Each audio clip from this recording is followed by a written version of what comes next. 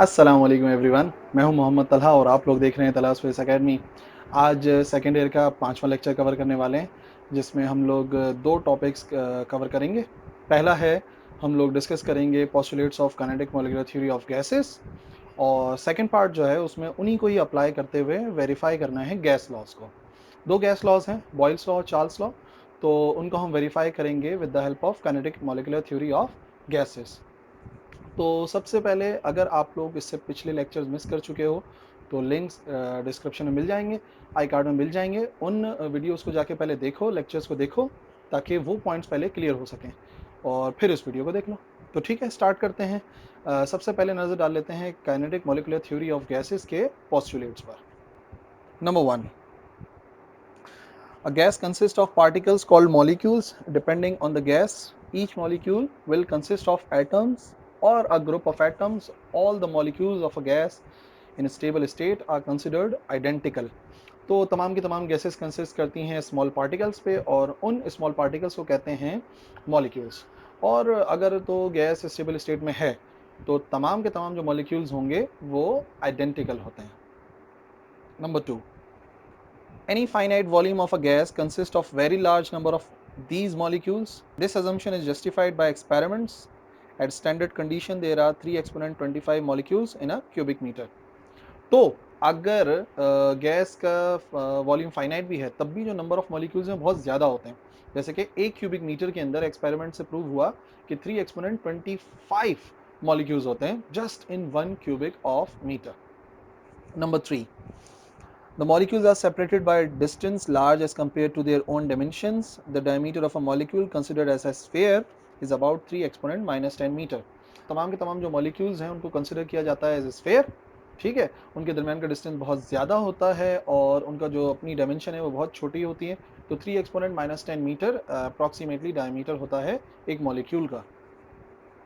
Number 4, the molecules move in all directions and with various speeds, making elastic collision with one another and with the walls of the container. The walls of a container considered perfectly smooth. तो जो walls हैं किसी भी container की उसको हम consider करते हैं परफेक्टली स्मूथ। रैंडम डायरेक्शन में मूव करते हैं मॉलिक्यूल्स, और जब भी कोलाइड करते हैं तो इनके दरमियान का होने वाला कोलिजन होता है इलास्टिक कोलिजन। इलास्टिक कोलिजन याद है ना? इलास्टिक कोलिजन जिसमें टकराने से पहले और टकराने के बाद का टोटल मोमेंटम और टोटल काइनेटिक एनर्जी कांस्टेंट रहती है। Point number 5, molecules exert no forces on each other but during collision. Therefore, in between collision with other molecules or with the walls of the container and in the absence of external forces, they move freely in straight lines. तो ये molecules एक दूसरे पे कोई force नहीं apply करते accept कि जब वो कोलाइड करते हैं, वैसे कोई भी फोर्स नहीं लगा रहे, लेकिन हाँ जब कोलाइड करेंगे तो फिर फोर्स अप्लाई करेंगे। लेकिन in the absence of external forces, क्योंकि कोलिजन इलास्टिक होता है, तो जो पाथ है मॉलिक्यूल्स का वो होता है स्ट्रेट लाइन।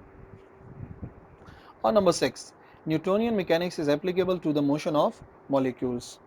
तो कहने का मतलब ये है कि तमाम के तमाम जो न्यूटन के लॉज हैं, जो मैकेनिक्स है जो न्यूटन के लॉज पे बेस करती है, तो उसको यूज़ करते हुए हम एक्सप्लेन कर सकते हैं और समझ सकते हैं मोशन ऑफ मॉलिक्यूल्स, ठीक है ना। तो एप्लीकेबल है on the motion of molecules these Newtonian mechanics. Okay, तो नंबर 2 आज हमें डिस्कस करना था verification of gas laws on the basis of kinetic molecular theory. तो देख लेते हैं वेरिफिकेशन। दो लॉज हैं हमारे पास, बॉयल्स लॉ और चार्ल्स लॉ। सबसे पहले बॉयल्स लॉ का थोड़ा सा रिव्यू कर लो। बॉयल्स लॉ था क्या? According to Boyle's law, the relation between volume of gas and pressure applied on it वो इन्वर्सली प्रोपोर्शनल थे। तो उसका रिजल्ट ये भी निकल रहा था कि P V is equal to constant. तो जिस भी तरह से प्रूव हो जाए तो के एम टी को यूज़ करना है। के एम टी को यूज़ करने का मतलब के एम टी के वो दोनों फॉर्मूले यूज़ करने हैं, P is equal to 1/3 rho V square, या T is directly proportional to the average kinetic energy of molecules. तो देखो पहले बॉयल्स लॉ की डेरिवेशन। जैसे कि हम जानते हैं P बराबर होता है 1/3 रॉ वी स्क्वायर का एवरेज। तो सबसे पहले रॉ यानी कि डेंसिटी की वैल्यू को रिप्लेस कराया। डेंसिटी खुद किसके बराबर है? M N over V. M N over V कहाँ से आ गया? स्मॉल एम जो है वो एक मॉलिक्यूल का मास था और कैपिटल एन जो है वो नंबर ऑफ मॉलिक्यूल्स हैं। तो अगर मुझे टोटल मास निकालना है तो मुझे मल्टीप्लाई करना पड़ेगा एम और एन को। तो प्रेशर की वैल्यू आ जाएगी 1/3 एम एन ओवर वॉल्यूम और वी स्क्वायर का एवरेज। तो डिवाइड से मल्टीप्लाई भेज दो वी को, तो ये हो जाएगा P V is equal to 1/3 M N V square का एवरेज। तो नाम दे देते हैं इसको इक्वेशन नंबर 1 का।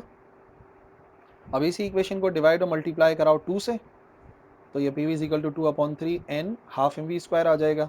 तो अब देखो बॉयल्स लॉ में नंबर ऑफ मॉलिक्यूल्स तो होते ही कांस्टेंट हैं, ठीक है, और यहाँ पे जो लिखा हुआ है 2/3 वो भी कांस्टेंट है, और हाफ एम वी स्क्वायर भी कांस्टेंट है। क्यों? क्योंकि रिलेशन पता होगा, half M V square proportional था टेम्परेचर के, और in case of Boyle's law temperature constant, तो सीधी सी बात है हाफ एम वी स्क्वायर भी कांस्टेंट होगा। तो कांस्टेंट्स को रिमूव करेंगे तमाम के तमाम, तो एक ही मरतबा कांस्टेंट लिख दो, तो ये हो जाएगा P V is equal to constant, और यही है हमारा बॉयल्स लॉ। तो दूसरे नंबर पे देख लेते हैं वेरिफिकेशन ऑफ चार्ल्स लॉ, ठीक है, लेकिन रिव्यू करो चार्ल्स लॉ था क्या। According to Charles law, at a given mass of a gas number of molecules को चेंज नहीं करना, तो वॉल्यूम डायरेक्टली डिपेंड करता है to the absolute temperature of that gas, लेकिन इस केस में प्रेशर को कांस्टेंट रहना चाहिए, ठीक है। तो देखो डेरिवेशन स्टार्ट वहीं से ही करेंगे, P बराबर होता है 1/3 rho v स्क्वायर, फिर डेंसिटी की वैल्यू को रिप्लेस कराया mn/v यानी कि वॉल्यूम, और फिर उसको रीअरेंज करा तो v की वैल्यू को लेफ्ट हैंड साइड पे ले गए, P इस तरफ आके डिवाइड हो गया। अब इसी इक्वेशन को क्या किया हमने, मल्टीप्लाई और डिवाइड कराया 2 से, तो आ गया v is equal to 2/3 n/p और हाफ एम वी स्क्वायर। अब नंबर ऑफ मॉलिक्यूल्स जो कि n है, प्रेशर ऑफ गैस p है, कांस्टेंट है, तो कांस्टेंट्स को एक साथ कर लो, तो कांस्टेंट लिख दो सिर्फ, ये आ गया हाफ एम वी स्क्वायर। तो कांस्टेंट्स को रिमूव किया, इक्वल के साइन को रिमूव किया, तो प्रोपोर्शनल का साइन आ गया, तो v is proportional to half M V square. But already हम लोग पढ़ के आ चुके हैं कि t is proportional to half M V square, तो इसको इक्वेशन नंबर 2 का नाम दे दो। दोनों इक्वेशंस को कंपेयर करके देख सकते हैं, जब दोनों की राइट हैंड साइड एक जैसी है तो लेफ्ट भी होगी, तो v is proportional to t, और यही होता है चार्ल्स लॉ, ठीक है। तो आज हम लोगों ने दो चीज़ें कवर करी, postulates of kinetic molecular theory of gases देखे, और दूसरे नंबर पे हमने verification of Boyle's law and Charles law देखा बाय यूजिंग केएमटी, ठीक है। आई होप समझ में आया होगा, कोई भी कंफ्यूजन है तो कमेंट्स में लिख सकते हो, इंशाल्लाह रिप्लाई करेंगे, ठीक है। तो आज के लिए काफ़ी, मिलते हैं अगले लेक्चर में, अल्लाह हाफ़िज़।